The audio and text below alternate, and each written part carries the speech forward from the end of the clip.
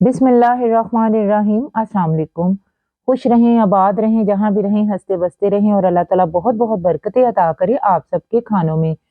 आज मैं आपके लिए बहुत ही ज़बरदस्त सी कप पतीसा बनाने की रेसिपी लाई हूँ। पतीसा बनाने का ये सबसे आसान तरीका आपको इंशाअल्लाह ताला बहुत पसंद आएगा। सिर्फ 3 चीज़ों से ये पतीसा बन के रेडी हो जाएगा। तो चलिए स्टार्ट करते हैं ये मज़ेदार सी रेसिपी को बनाना। बिस्मिल्लाहिर्रहमानिर्रहीम। यहाँ सबसे पहले मैंने 2 कप मैदा लिया है और आधा कप बेसन, उसको अच्छी तरह से छान के तो मिक्स कर लिया है। तो इसको मिक्स करके साइड पे करते हैं। अब मैंने एक पैन लिया है, उसको चूल्हे पे रख दिया। फ्लेम हमारी बहुत स्लो है। उसके अंदर मैंने 2 चम्मच भर के देसी घी के ऐड करके उसको गरम कर लिया है। जब हमारा घी अच्छी तरह से गरम हो गया तो इसमें मैंने मैदा और बेसन ऐड करके इसको अच्छी तरह से अब भून लेना है, लगभग 10 से 12 मिनट लगा के। फ्लेम को बहुत स्लो रखना है, आपने हाई फ्लेम करके इसको जल्दी से भूनना नहीं है, वरना ये जल जाएगा और पतीसे का सारा फ्लेवर ख़राब हो जाएगा। हमने इसको लगभग 10 से 12 मिनट लगा के स्लो सी फ्लेम पे भूनना है। जब इसमें से अच्छी सी खुशबू आनी शुरू हो जाए और इसका थोड़ा-सा कलर चेंज हो जाए, फिर आपने इसकी फ्लेम को ऑफ कर देना है और इसको ठंडा करने के बाद इसको छानना ज़रूर है, क्योंकि इसमें गुठलियाँ बन गई थी। अगर हम जब छान लेंगे ना तो इसकी सारी गुठलियाँ निकल जाएँगी। बस यहाँ पे मैंने इसे अच्छी तरह से छान लिया और इसको अब साइड पे करते हैं।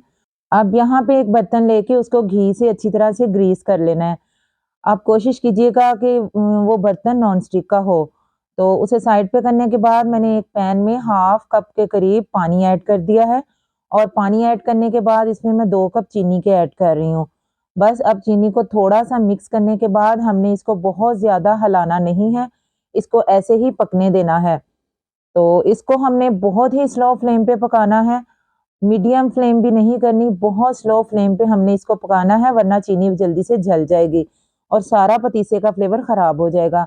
मैंने फ्लेम को बहुत स्लो किया है और चीनी को पकने दे रही हूँ। आहिस्ता-आहिस्ता ये पक के जब थोड़ी-सी गाढ़ी हो जाएगी तो हम इसमें 1 टीस्पून भर के लीमू का जूस ऐड कर देंगे। अगर आपके पास लीमू का जूस ना हो तो आप उसकी जगह पे 1 चुटकी टाटरी का भी इस्तेमाल कर सकते हैं या फिर 1 टीस्पून भर के आप सिरके का भी इस्तेमाल कर सकते हैं।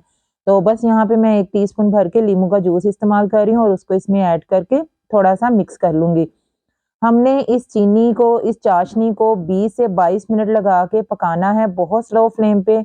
और लीमू ऐड करने से चीनी जमेगी नहीं, उसके क्रिस्टल नहीं बनेंगे, वो बिल्कुल ऐसे ही रहेगी। तो लीमू आपने लाज़मी ऐड करना है, वरना चीनी जम जाएगी।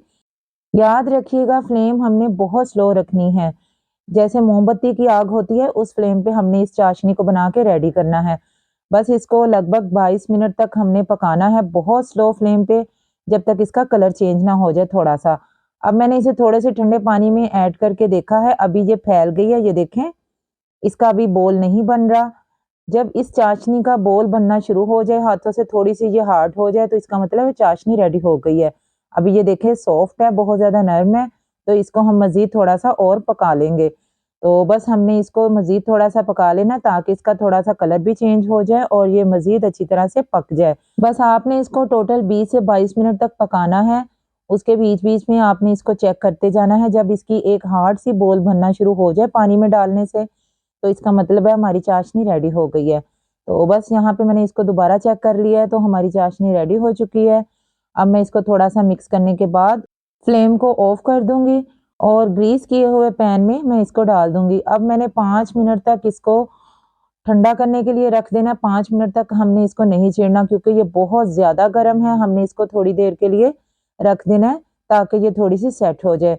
तकरीबन 5-6 मिनट के बाद मैं फिर इसको चेक करती हूँ। उतनी देर में हमने ये छोटी-छोटी सी प्यालियाँ ले ली हैं। अगर आपके पास कोई छोटे-छोटे से मोल्ड हैं या कोई कप हैं, आप उनमें भी बादाम काट के लगा सकते हैं। मेरे पास ये प्यालियाँ थी शीशे की, तो मैं उन्हीं में छोटे बारीक बादाम काट के तो उन्हें रख रही हूँ, सेट कर रही हूँ, ताकि हम इसमें पतीसा बना के तो इसमें हम लगा सकें।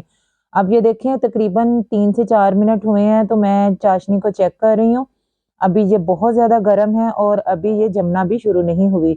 बस इसी तरह मैं इसको चेक करती रहूँगी और थोड़ी-थोड़ी देर बाद इसको मिक्स करती रहूँगी आहिस्ता-आहिस्ता, जब तक ये बिल्कुल इकट्ठी ना होना शुरू हो जाए, उस वक़्त तक हम इसको स्पैचुला की मदद से मिक्स करते रहेंगे। बस आपने ये कोशिश करनी है कि जिस बर्तन में आप चाशनी डालें वो नॉन स्टिक का हो, इस तरह उसके साथ ये चिपकेगी नहीं। आप देख सकते हैं कि अभी हमारी चीनी बहुत गर्म है, चाशनी बहुत गर्म है। फिर भी मैं इसको पकड़ रही हूँ क्योंकि अब ये हाथों में उठाने के काबिल हो गई है। बस हमने यहाँ इसको स्ट्रेच करते जाना है और फोल्ड करते जाना है। ये अमल हमने 10 से 12 दफ़ा तकरीबन करना है। बस हमने इसको स्ट्रेच करते जाना है और फोल्ड करते जाना है। इससे इसका कलर भी थोड़ा-सा लाइट हो जाएगा और ये थोड़ी-सी ठंडी भी हो जाएगी। ये अभी बहुत ज़्यादा गर्म है, लेकिन मैं बार-बार इसको रख रही थी, पकड़ रही थी, वो सीन में काटती गई हूँ। तो बस इसी तरह हमने जब बिल्कुल इसका कलर थोड़ा-सा चेंज हो गया, गोल्डन सा कलर हो जाएगा, फिर हम इसका एक गोल सा रिंग बनाएँगे।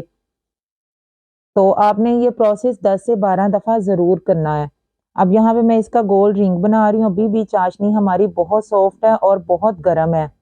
ये देखें, लेकिन आपने ये अमल जल्दी-जल्दी करना है। अगर हम ये अमल जल्दी-जल्दी नहीं करेंगे तो हमारी ये चाशनी ठंडी हो जाएगी।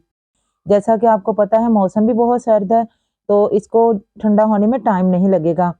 अब जो मैदा और बेसन मैंने छान के रखा था, उसमें इस रिंग को मैं रख दूँगी और इसके ऊपर हमने साथ-साथ मैदा डालते जाना है और इसका 8 बना-बना के इसको फ़ोल्ड करते जाना है।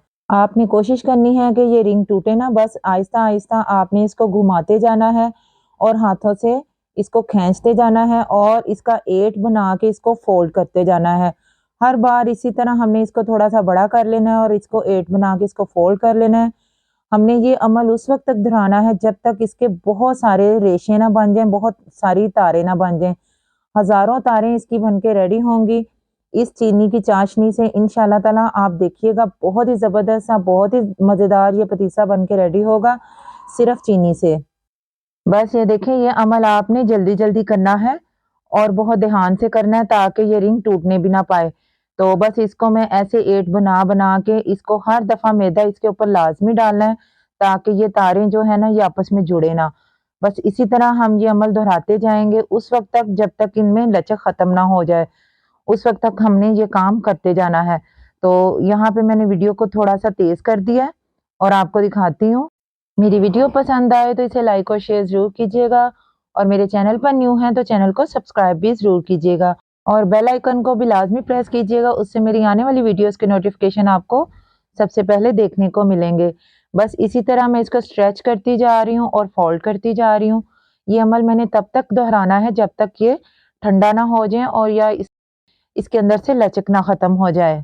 आप देख सकते हैं कितना ज़बरदस्त सा ये बनता जा रहा है। ये अमल, ये प्रोसेस हमने बहुत जल्दी-जल्दी करना है। 8 बनाते जाना है और इसको स्ट्रेच करते जाना है, फ़ोल्ड करते जाना है। बस इसी तरह जब तक ये फ़ोल्ड होता जाए और आपने कोशिश करनी है हर दफ़ा आपने मैदा इसके ऊपर लाज़मी छिड़कना है ताकि ये जो हम इनको स्ट्रेच करके बना रहे हैं ये आपस में चिपके ना। मेरी वीडियो का कोई भी पार्ट अगर आपको पसंद आए तो मुझे फीडबैक लाज़मी देना है कि आपको ये रेसिपी कैसी लगी है।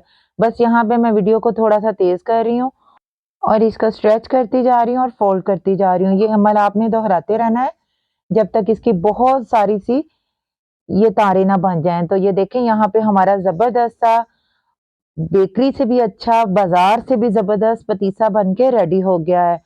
मैं उम्मीद करती हूँ आपको ये रेसिपी बहुत पसंद आएगी। रेसिपी पसंद आए तो मुझे फीडबैक भी लाज़मी दीजिएगा। ये देखिए कितना लच्छेदार और कितना ज़बरदस्त सा ये सॉफ्ट सा पतीसा बन के रेडी हो गया है। ये मुँह में घुल जाने वाला पतीसा इंशाअल्लाह ताला आपको बहुत ज़्यादा पसंद आएगा। बस आपने रेसिपी को पूरा वॉच करके इसको ऐसे ही फ़ॉलो करना है मेथड को। फिर ही आप हमारी तरह इसको एन्जॉय कर सकेंगे। बस इसको मैं अभी भी स्ट्रेच कर रही हूँ और इसको फ़ोल्ड कर रही हूँ। और अच्छी तरह से इसमें से मैदा और बेसन को झाड़ लेना है। तो ज़बरदस्त सा हमारा पतीसा बन के रेडी हो चुका है। अब मैं हाथों की मदद से थोड़ा-थोड़ा सा तोड़ के तो इसको इन छोटी प्यालियों में पोर कर रही हूँ। बस आप कोई से भी मोल्ड ले सकते हैं, आप प्यालियाँ ले सकते हैं, कप ले सकते हैं, किसी में भी इनको ना आप बना सकते हैं। बस इनको हल्के हाथों से दबा के तो मैंने इनको अब डीमोल्ड कर लिया है। आप कोई से भी ड्राई फ्रूट लगा सकते हैं, अगर आपके पास ड्राई फ्रूट नहीं है तो आप उनके बगैर भी इसको बना सकते हैं। ये बहुत टेस्टफुल बन के रेडी होता है।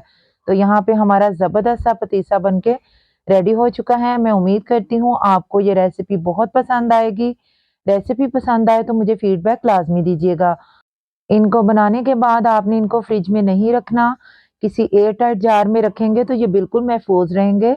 कोशिश कीजिएगा कि इनमें नमी ना जाए या फिर आप इस तरह पैक कर लीजिएगा जिस तरह मैंने इनको रैप किया हुआ है। तो मैं उम्मीद करती हूँ आपको ये रेसिपी बहुत पसंद आएगी। अपना बहुत सारा ख्याल रखिएगा, दुआओं में मुझे याद रखिएगा। मिलते हैं नेक्स्ट वीडियो में। टिल देन अल्लाह हाफिज़। Thanks for watching.